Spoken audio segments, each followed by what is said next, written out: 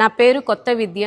నేను కాంగ్రెస్ పార్టీలో గత 10-12 సంవత్సరాల నుంచి పనిచేస్తున్నాను. నేను జిల్లా జనరల్ సెక్రటరీ యూత్ కాంగ్రెస్ చేశాను, స్టేట్ జనరల్ సెక్రటరీగా చేశాను ఎలక్టెడ్. అలాగే నేను శక్తి సూపర్షీలో ప్రమోట్ అయ్యి ఇండియా లెవెల్లో సెకండ్ ప్లేస్లో ఉంచి ఎంతోమంది మహిళలని కాంగ్రెస్ పార్టీకి పరిచయం చేసినటువంటి కార్యకర్తని. కానీ ఈరోజు ఎల్బీ నగర్లో ఏం జరుగుతుందనేది అర్థం కావట్లేదు. ఎందుకంటే నేను ఎల్బీ నగర్లో సాహెబ్ నగర్ డివిజన్లో ఉంటున్నాను. నాకు పోస్ట్ కావాలి అనేసి నేను ఒక డివిజన్ ప్రెసిడెంట్కి, చిన్న డివిజన్ ప్రెసిడెంట్కి అప్లికేషన్ పెట్టుకున్నా. కానీ నాకు వస్తుందనుకున్న ఆశతోటి ఉన్నటువంటి అమ్మాయిని, ఎందుకంటే నేను 12 సంవత్సరాల నుంచి పనిచేశాను కాబట్టి ఇది నాకే వస్తుందనే ధైర్యంతో ఉన్నాను.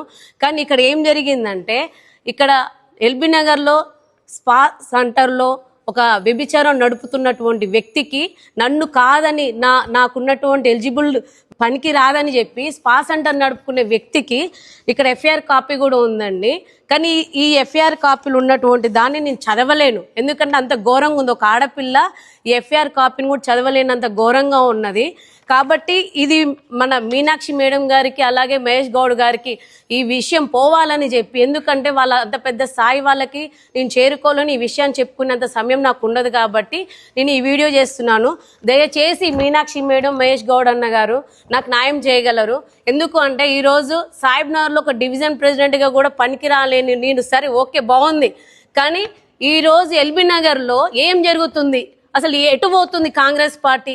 ఈ కాంగ్రెస్ పార్టీ భవిష్యత్తు ఏం చేద్దాం అనుకుంటున్నారో నాకు కొద్ది కూడా అర్థం కావట్లేదు. ఎందుకంటే ఎల్బీ నగర్ అనేది కాంగ్రెస్ గడ్డ.